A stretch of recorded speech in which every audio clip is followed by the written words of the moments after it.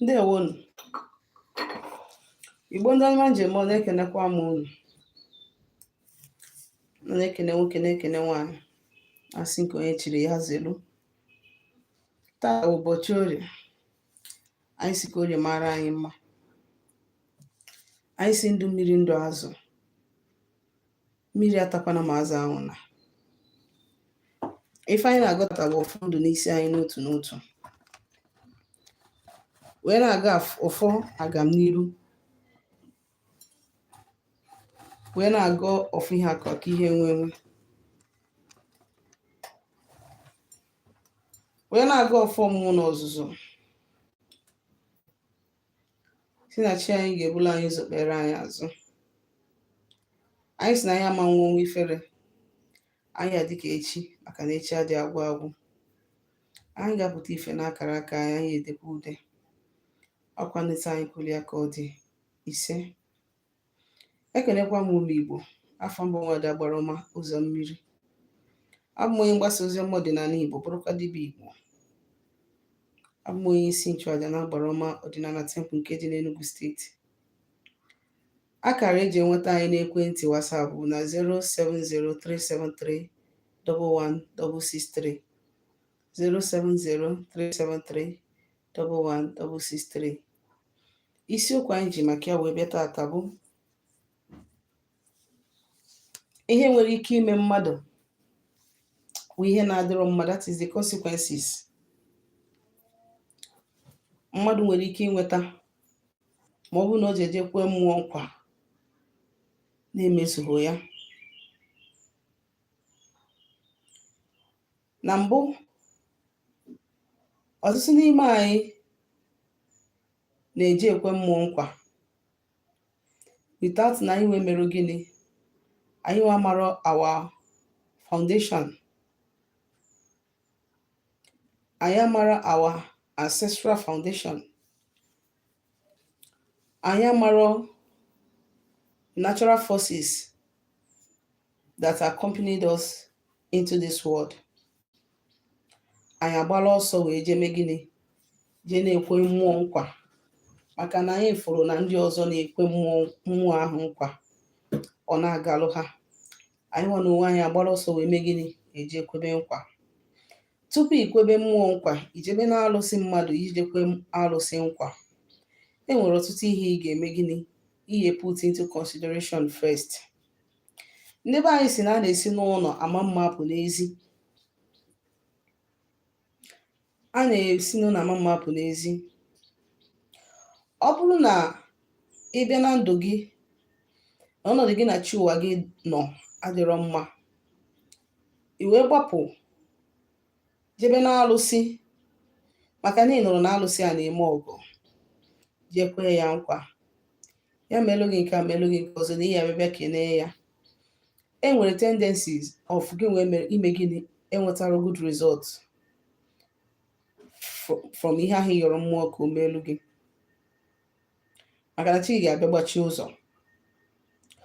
Ọ bụrụ na enwere alụsị dị be nna gị, maybe a sị na family gị na-enye ya nne, ma ọ na family gị na-efe ha, nke unu gbakọtara azụ maọbụ nke unu na-anaghịzi eme, iwe gaba na mba ma ọ gaba na alụsị ọzọ ije yọọ favor, enwere tendency of gịnị, ihe ahụ yọrọ gị nwa afụrụ ya. Then it does not mean na the alụsị alụkwọ ọrụ ya o, because fault ahụ esokwa mmụọ ahụ n'aka na o si gị nwa n'aka. Ọ bụrụ na enwelu mmụọ dị na ngwurube nna gị, ancestral altar dị na be unu wee hapụ ya, ma ọ bụ sị na unu ejewego ụka wee mebie ya. Ọ bụrụ na ọnọdụ dịwazi elu gị njọ, iwelu na enwere alụsị na-eme ọgọ ebe nwa na ebe nwa, wee jebe mba nwa wee gọbịa, gọsịa ya, nye ya ihe, kwe ya nkwa. Enwere tendencies na alụsị ahụ ama mme ya, ma ọ bụ na o mebi ya na ịma mfụcha ife ya ka isi kwesị ife ya. Then at this juncture, it does not mean na gịnị, na alụsị ahụ alụghị ọlụ isiri ya lụọ, because this is your own fault. Ọ wụrụ fault mmụọ ahụ. na ịchụkwaho chi gị na ije eje yọọ mmụọ ka o meelu gị ihe, mmụọ ebilite ije meelu gị ihe, a blọk onye abụrụzi the fault of that spirit. It is your own fault. And n'ụgwọ ahụ na iji ya o ị akwụ ya. So before ị gbapụ ọsọ jebe na ị na-eji ikwe mmụọ nkwa maka na ifuru na onwere ndị na-ekwu ya nkwa na-emelụ ha, make sure na ị nọ in good terms with ihe primary entities gị na ha kwesịrị iso. Ọ bụrụ na ị na-ehi nwunye mmadụ maọbụ na ihinigo nwunye mmadụ maọbụ na ị na-esi ime maọbụ na isinigo nwaanyị ime maọbụ na ihinigo nwanne gị maọbụ na ime gị ihe aja na Igbo kpọrọ alụ, iwefu ebe mmadụ na-asị na mmụọ dị otu a na ịbịa yọọ ya ọgọ omelu gị ya, gị nwa wee jee ka ije yọọ nke gị, enwekwa tendencies na alụsị aha mma mmelu gị ya. Max Out TV, good afternoon, ndewo nwanne m, ya gazielu gị. Enwere tendencies na alụsị aha ya emelu gị ya ahụ isi gịnị ka o melu gị. The reason ga-eme na ọ ya emelu gị ya ahụ isi ka o melu gị bụ gịnị? Maka na aja na be nna gị na gị na ha dị n'okwu, gị na ha dịrọ na mma. Maka na mgbe ị mere alụ dị iche iche na aja na be nna gị agbakọta gị azụ, ọwụ na aja na be nna gị ka dị ike na ihe ha ji kwụrụ ụka dị, they will start fighting you. So o nwere ka ị esi wee jee yọba iru ọma n'ihu alụsị ọzọ ka ha kwele ka alụsị ahụ meelu gị ya, because gịnị? ha ga-ebilite wee petition before the deity, and the deity will drop everything ọ bụla ọ chọrọ imere gị. It doesn't mean na alụsị did not make an attempt. It is your fault. All your fault. So tupu ijebe na ị na-eje na mmụọ ijeje kwee ya nkwa, na-eneke n'onwe gị izukwara ezu. Maka ndị na-abịa asị na ọ yọrọ mmụọ ihe na omegholu ya, you are not sure. Ị dịrọkwa sure na mmụọ ebilitahụ, na mmụọ emegholu ha, you are not sure. So instead of going ebe bịa kwụgwọ ụgwọ ihe na-amarọ later on, ọkakwa mma na ekwuru ya kịta ede ndụ. Nke a bụ nke mbụ. Nke ịbụọ bụ Onyx 4, good afternoon. I've been around though. I've been around. Ndewo, ka ị mere? Data mara gị mma. Nke ịbụọ bụ, ọ bụrụ na ijelu jee yọọ mmụọ ihe, ijelu jee yọọ mmụọ ego, onye kpatara na onye Igbo ọbụla ga na-agbachi afọ anya. Enwere ike ịyọọ mmụọ ego, mmụọ ahụ enenesia gị wee fụ na onwere ka ọ ga-esi wee menwuolu gị ego ahụ ị na-achọ. Enwere ike ọ bụrụ na ịbụ nwaanyị na-achọ di, ma ọ ịbụ nwaanyị na-anụbere di, ma ọ na ịbụ nwoke na-anụbere nwaanyị, ọkpụta ezigbo nwoke debe gị n'akụkụ, lak gị niile agwụ. Ọkpụta ezigbo nwaanyị debe gị n'akụkụ, lak gị niile agwụ, isi na mmụọ emegholu gị ihe, you are not sure. Because na spirit, the ways of the spirit, they are totally different from the ways of man. Ihe mmụọ na onwe m na land na this teaching bụ na ikwe mmụọ nkwa buru ya n'obi, ma ọ dị mma ma ọ dị njọ na ihe akwụ ya, maka ada ama ama o agwaba o. Ọ bụrụ na ikwe mmụọ nkwa si ya ka ị nweta ọrụ, ana na mmụọ abịagobe na maybe you need to good terms mmụọ niile gị na ha so o bilitere ịrụ ọrụ ahụ, mana mmụọ abịa n'ego anya na ọ bụ na onye gị ọrụ a na ọrụ a ga-eri gị, ma ọ bụ na ọrụ a ọ dị mkpa ka ị nweta ya, mana ihe ka ọ dị mkpa bụ your life. Maybe ị na-enweghị ebe assign the spirit of death ọ na-follow gị around, na o nwere ike ịnweta ọrụ a ịmalụ di ya for some time, ị nwụọ, o buru ụzọ take care of your life first, maka na ndụ isi. Ọtụtụ n'ime anyị ihe na-ekwu bụ ya, ihe na-akọwa ihe awụ small mistakes anyị na-efili na ọ matahụ, meanwhile ọ matakwara. O nwekwara ebe o si eme gịnị enye anyị nsogbu. Ọtụtụ n'ime anyị jere yọọ mmụọ ihe, nye m nwa, nye m ego, na mma na-egburu gị efi kwa arọ, na mma na-egburu gị ewu kwa arọ. Ọkwana overstatement ka ihe anwa bụ. Nnada agwụ ya ndị mmadụ ijekwata mmụọ na ị ga na-egburu ihe kwa arọ kwa arọ, ọkwa overstatement ka ọ bụ. Kama ị ga na-ekwe mmụọ nkwa na ị ga na-egburu ihe kwa arọ kwa arọ, isi ya na ọ bụ na imeelu m nke a mkpụtara gị ewu, o meelu gị ikpuje ewu, ịyọkwa ya ọzọ imeelu m nke mkpụtara gị ebune, o mee ya ịyọkwa ya ọzọ imeelu m nke mkpụtakwalụ gị ebune.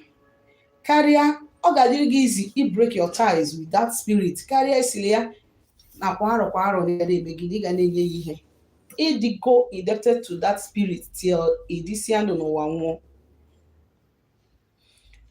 Ọ bụrụ nke ihe ji ekwu maka ihe a bụ maka ndị na-abụ ha megide asị na ha echegharịa na ha ejebe n'ụka. Ụka abụrụ ajọ ife, ọ bụrụ ajọ ife. That is the reason why ị na-eme promise to any spirit, be conscious of your statement. Be conscious of your statement, because ihe ọbụla i kwuru ebe enwere ndị ode akwụkwọ na-edi ya. Anọ mbọsị ya agba gị ụgwọ, nọ ndị ode akwụkwọ ahụ ga-akpọpụta afa ga-agbaba gị ụgwọ. Ejikwana na nwa Okafọ ị na-eche na ịkarị ekwe nkwa efi ka ikwe nkwa efi. Ihe si gị n'obi pụta ka ị na-ekwe mmụọ. Ọ ihe eji nye Thanksgiving ma o meelu gị ihe. So Thanksgiving bụ ihe si gị n'obi pụta ka ị na-ekwu. Ịma na ị ga-emenwu otu ọ bụla o si dị, ọnya ka ị ga-ekwe mmụọ. Ọtụtụ bụ ha na mmụọ nwesi ọgbụgba ndụ, ha sị na ha ejebego ụka, na for the fact na ha ejebego ụka, na ike mmụọ ụmụ mpịampịa mmụọ niile dara ada, maka na ka ha si ekwu ya na chi ha ewerogo ọnọdụ, na ike niile wu ike mmụọ ọdịnala dara ada. Ma idea ọ daghọkwa. O mewekwa n'izu, o mee n'ọnwa, o mewekwanụ n'ọnwa, o mee n'arọ. Yes, ụfọdụ some of us na ihe anyị ji arọ ngwuru anyị dị iche iche tata, imirikiti n'ime anyị na-alọ ngwuru as it stands today because of nkwa our forefathers kwetara. Ọtụtụ na-alọ ngwuru ha because of nkwa our forefathers kwetara. A woman bịara ebe a today. Ọ bụrụ na the woman bịara ngwa ya si ya na ana m afụ ọya di gị ga-aya ga-esi n'ọkwụ ya, ya na ihe ọ ga-eme. Ngwa ya si ya na enwelu ọgwụ grandfather di ya gwuru, ha na-anaghịzi enye nne. The woman si na ọnụnụbere such a thing. Si ya jee jụọ di ya, ọ jụsịa ya confirm ọ ya. Ngwa ya ka a ga-esi mee ya. Mbọsị a na-akwado ka a na-akwadozi ime ihe ahụ, ụkwụ dị ma na-azaba, arụ ya niile azaba. You know, that was what made them to fasten it. Emesie ya wụ ihe mbọsị eke. Oye afọ, nwoke binite n'ụla, ihe niile zara aza atakpọ, just like that. Mana ọ bụrụ na mgbe ha gwabara nwaanyị ahụ ihe ahụ na ha achịbelu ntị, enwere ike ha gaa ụlọ ọgwụ, ha spend ego niile ha ga-spend, yet that man will not be well.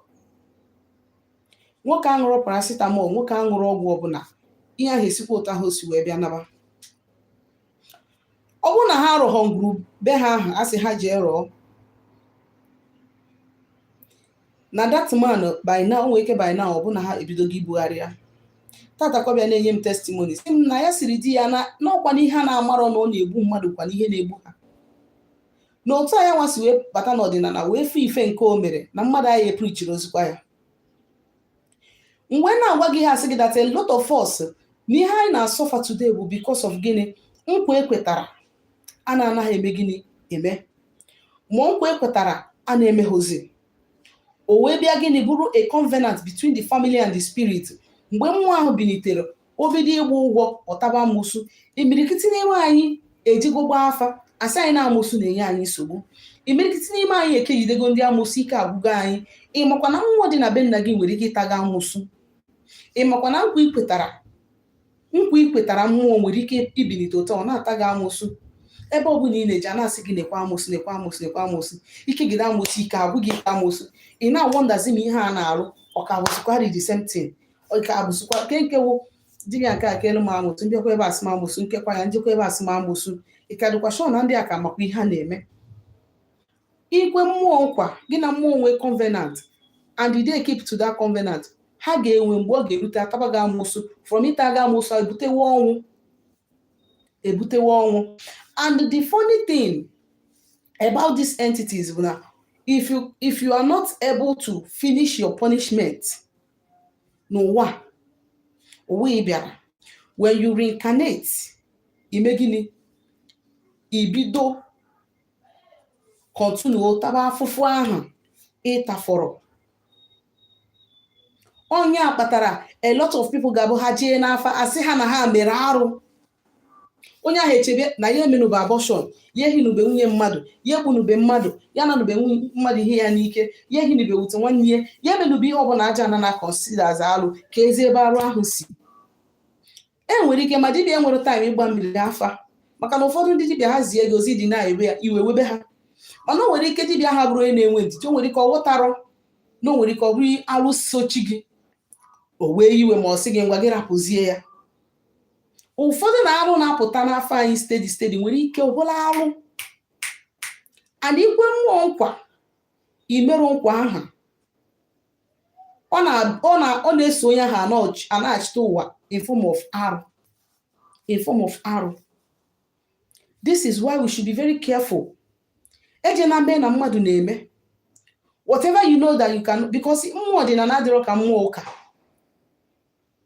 Ọ bụrụ na ime abortion ma ọ bụ hie nwunye mmadụ kpụọ alụ ya na-achịkwa azụ, ihe ama ka ndụ gị esi, ihe ama ka arụ ga-esi dị gị, mana mmadụ ya ede confession tata mekwa ihe anwada dị ọ nara ya ka ji wee sị na ihe mmụọ ọdịnala adịrọ ka mmụọ ụka. Onye kpatara na ọdịnala na-atụ a lot of people egwu because gịnị, ọwụrụ joke.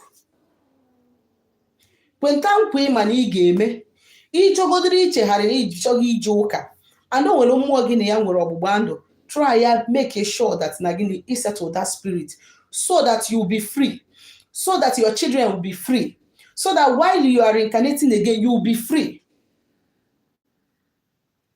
Ndewonu.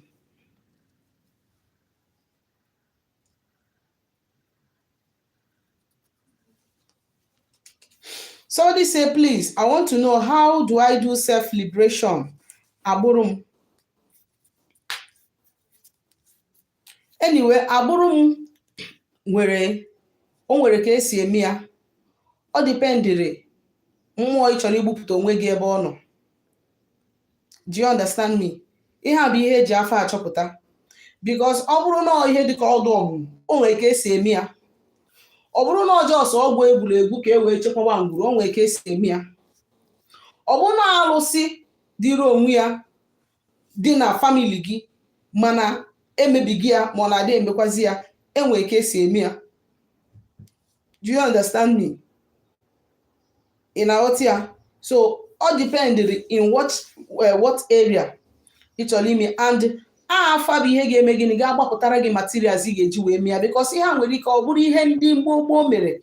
O nwere ike na-asị gị kedu ihe eji enye mmụọ nri, kedu ihe ike afa wụ depending on the kind of agbụrụ ị ga-eme. O nwere mmụọ ga-abụ ọ bụrụ na ọ dị na family a na-agbapụta gị azụ, iwe a na-ewezi dị mmụọ.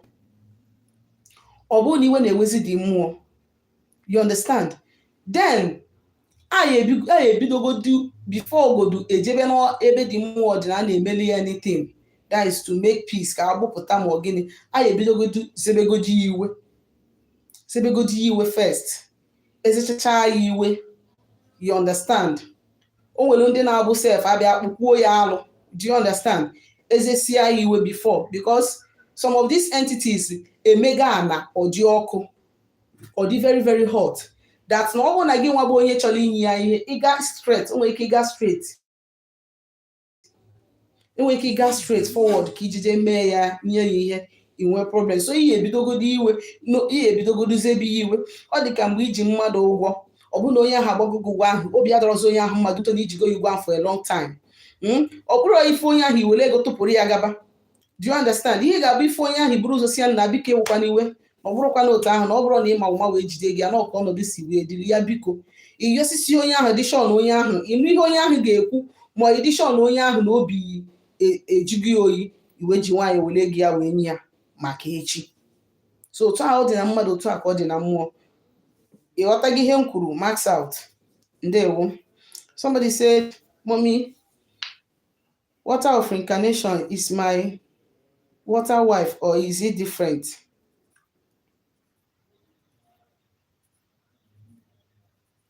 Okay. Somebody's asking if his water of reincarnation is different from your water wife. Water of reincarnation is where you come from.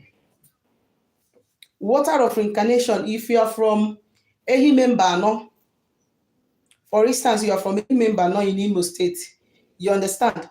This is where you come from. That is your village. Do you understand me? This is your village, where you come from.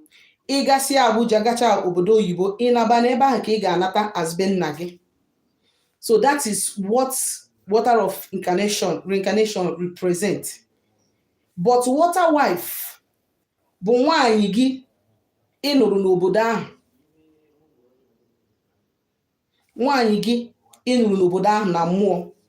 Just like you have a wife, you are from Ehimemba, not like I said previously, and you have a wife from that place, and you are now outside the country. Inataba obodo gị, iburu ihe ibu, inaba Ehimemba no, inakwuru nwunye gị. That is how it is. Do you understand me? So your water wife is a spirit found in your water of reincarnation.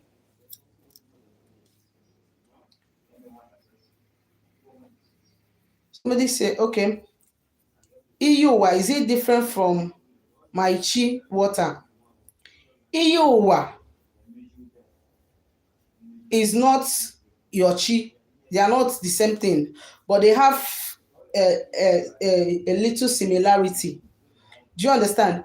Iyuwa is an oath. And where you took that oath is from where you reincarnated from.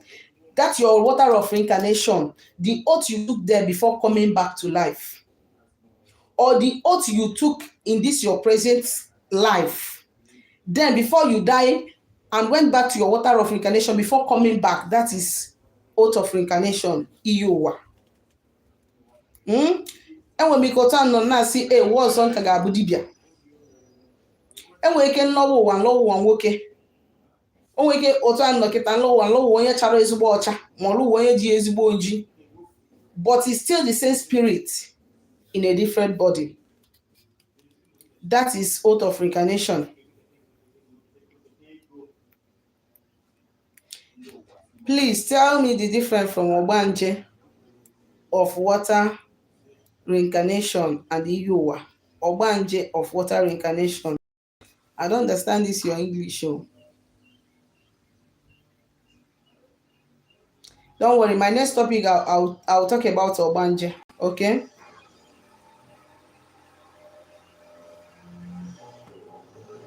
That is what I am saying. Only Paul say, please, what if the deity has not fulfilled the promises? Must you settle it? That is why I say that for a deity not to fulfill its promise to you, there is something coming from your own side. That is why the spirit have not fulfilled its promise. It is not as if the spirit is not working. So you have to look into your own side, find out why this spirit have not fulfilled the promises you make to it.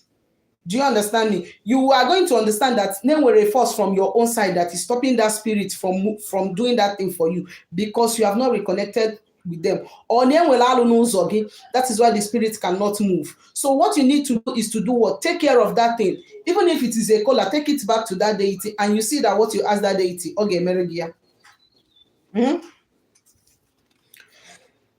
But if I'm praying, who will call to come and take cola? Water of reincarnation or my wife? I mean, okay. Now, if you are praying You start from your onyowa. You call your chi onyowa. That is onyowa gi. You call your onyowa. You call your ajana. You call your ndi ichie. Call your alusi. You understand? Then you call your water of incarnation. Like in my own side, we call it Chukwu Okikem. That is what we call water of incarnation, Chukwu Okikem. Then when you call your Chukwu Okike, you now said all the powers, ezumezu mmụọ m niile, ọra mmụọ m niile, ndị mma na ndị na-amarọ. Do you understand? That is how to summon all the ones that you know and the ones that you don't know. Do you understand? So when you call your water of incarnation, isi Chukwu Okike m, ma mmiri si bi ụwa. Do you understand? Ịkpọrọ anya, even your spirit wife is coming. Ụmụ ndị kirikiri ụmụ azụ mmiri, they are coming. Ndị ichie mmiri, they are coming. All the entities nọ na mmiri si bi ụwa, they will come automatically as you call that spirit. Okay. What if you made promise to a deity for how are you okay for how okay sorry what if you made a promise to a deity for a particular, but the deity grants what's requested? I don't understand though. For how are you going to eat? Will you still go to fulfill the vow? I do not understand. This person is asking if you made a promise to a deity for a particular, but the deity grants what's requested for. I don't understand the write-up. Please come again so that I will not be explaining another thing. Okay, this person said Obanje and water and Iyowa. Okay, I should make this topic. I should talk about Obanje. I should talk about water of incarnation, and I should talk about Iyowa. I have all of them. They will be my next topic for these 3 days. Obina, please, you can come back with your question so that I will understand your write-up and give you a feedback. Okay? Come back with your question so that I will understand and give you a feedback.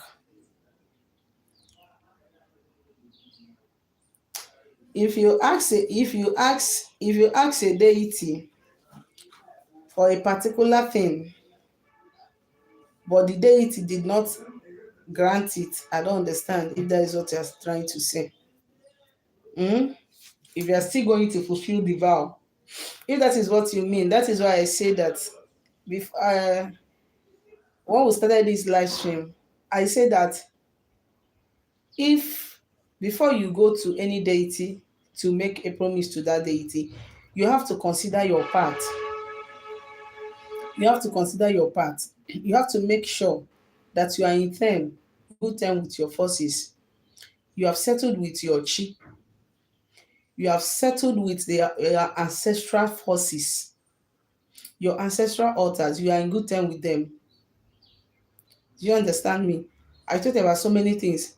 I say that another thing you have to consider is that if there is an abomination, if there's an abomination on your side, you have to go and cleanse yourself.